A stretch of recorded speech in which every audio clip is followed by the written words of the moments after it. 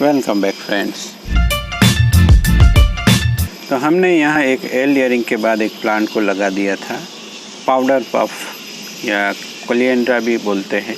उसको हमने इस तरह से प्लास्टिक से कवर कर दिया था। तो ध्यान रखें दोस्तों, अभी भी आप विंटर में अगर कुछ प्लांट का प्रोपोगेशन करने का मौका मिलता है या हार्वेस्टिंग करने का मौका मिलेगा और वो मौका दूसरी बार नहीं मिलने वाला, तो आप हार्वेस्टिंग करने के बाद इस तरह से क्लियर प्लास्टिक से उसको कोटिंग करना है। कुछ लोगों का मानना है कि इस तरह से प्लांट गर्मी में ख़त्म हो जाएगा, तो ऐसा नहीं होता दोस्तों, क्योंकि ये अपना एक नया एनवायरनमेंट बना लेता है, कंट्रोल सिस्टम, जो बाहर के तापमान से यहाँ थोड़ी गर्मी रहती है और ठंड से भी बचा रहता है। अगर आपके यहाँ बहुत ही ज़्यादा ठंड है और किसी प्लांट को बचाना है आप लोगों को ठंड से, तो आप इस तरह प्लास्टिक से कवर कर सकते हैं। आपके पास जो भी प्लांट हो, इसको रात के वक्त या किसी डेलिकेट प्लांट है तो रात के वक्त उसको घर के अंदर भी ले सकते हैं, अगर बर्फ़ गिरने की भी नौबत आती है तो नॉर्थ में इस तरह का प्रॉब्लम आता है, तो उन लोगों को इस तरह से प्लांट को ध्यान रखना है। तो मैंने एयर लेयरिंग किया था विंटर के दौरान, विंटर के शुरुआत में। अब विंटर आ चुका है, फिर भी ये अच्छे से सर्वाइव हो चुका है। देखिए, हम उसको निकाल के देखते हैं। देखिए, बहुत ही अच्छी तरह से, क्योंकि शुरुआत में हमें थोड़ी सावधानी रखनी है। शायद हमने ये कटिंग लगाया था, वो भी हो चुका है। तो मेरे पास थोड़ा लंबा प्लांट था, उसको मैंने शॉर्ट करने की कोशिश की। मेरे फ्रेंड ने दिया था मुझे ये प्लांट, तो उसको मैंने डबल कर लिया है। जो मदर प्लांट है वो भी अच्छे से रिएक्शन कर रहा है।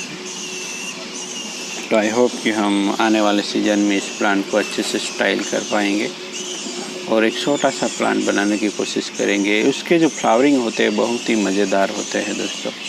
रेन ट्री और इस कोलिएंड्रा, ये सब एक जैसे ही। जंगल जलेबी भी इसी कुल की है, तो उसके फ्लावर में भी साम्यता है, मगर छोटी होती है। उसके इस प्लांट के थोड़े बड़े फ्लावर होते हैं, बहुत ही पिंक कलर में, बहुत ही बढ़िया लगते हैं।